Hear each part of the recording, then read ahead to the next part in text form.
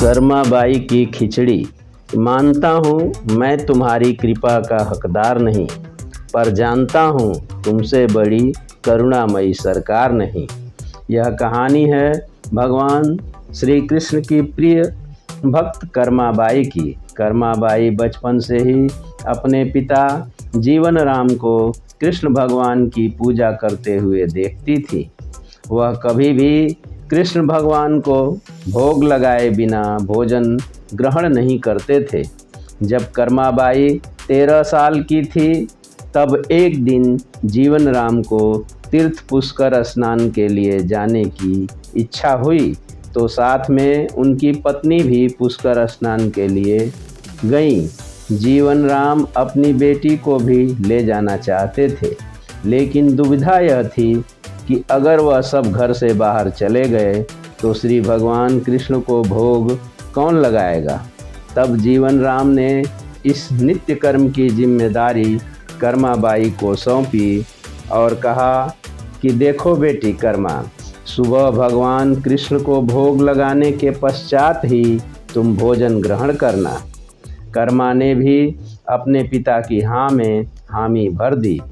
अगले दिन सुबह कर्माबाई ने उठकर सबसे पहले गुड़ और घी डाल के बाजरे की खिचड़ी बनाई और भगवान कृष्ण की मूर्ति के सामने रख दिया और बोली, भगवान, मैंने आपका भोग रख दिया है, आपको जब भूख लगे तब खा लेना, तब तक मैं घर के काम पूरे कर लेती हूँ। इतना कहकर कर्मा अपने घर के कामों में जुट गई। काम करते करते बीच बीच में आकर देख जाती थी कि भगवान ने खिचड़ी खाई या नहीं। कर्मा ने देखा काफ़ी देर से खिचड़ी ऐसे ही पड़ी हुई है। तब उसे संदेह हुआ कि शायद खिचड़ी में घी और गुड़ कम है, इसलिए भगवान कृष्ण भोजन ग्रहण नहीं कर रहे हैं।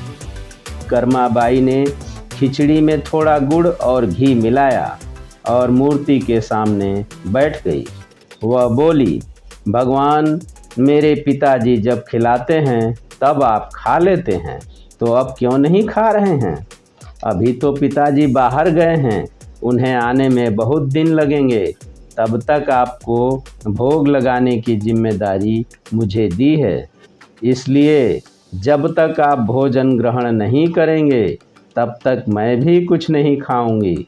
इस तरह जिद पर अड़ी नन्ही कर्मा की प्यारी बातों से कृष्ण भगवान का सिंहासन डोल गया और मूर्ति में से आवाज़ आई, बेटी कर्मा, तुमने पर्दा तो किया ही नहीं है, तो मैं भोजन कैसे ग्रहण करूं?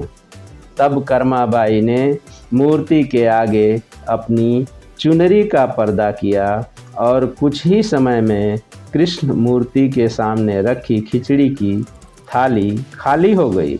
अब कर्मा रोज सुबह सबसे पहले कृष्ण को बाजरे की खिचड़ी खिलाती और बाद में खुद भोजन ग्रहण करती। कुछ दिनों बाद घर लौटने पर कर्मा के माँ बाप कृष्ण की लीला देखकर दंग रह गए। इस तरह कर्माबाई भगवान कृष्ण की अति प्रिय भक्त बन गई। अपने जीवन के अंतिम दिनों में कर्माबाई भगवान जगन्नाथ की नगरी जगन्नाथपुरी में एक कुटिया में बस गई थी।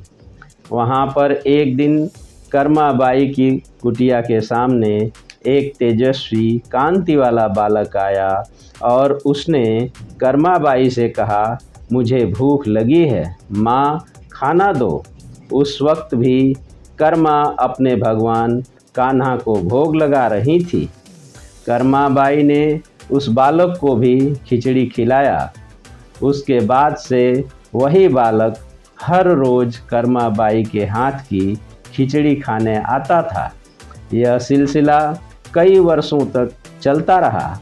वह बालक कोई और नहीं, स्वयं जगन्नाथ भगवान थे, क्योंकि जिस दिन कर्माबाई का देहांत हुआ उस दिन जगन्नाथ भगवान की मूर्ति की आँखों से आंसू बह रहे थे और उसी रात मंदिर के पुजारी के स्वप्न में जगन्नाथ भगवान आए और अपने दुखी होने का कारण बताया कि उनकी परम प्रिय भक्त कर्माबाई गोलोक सिधार गई हैं।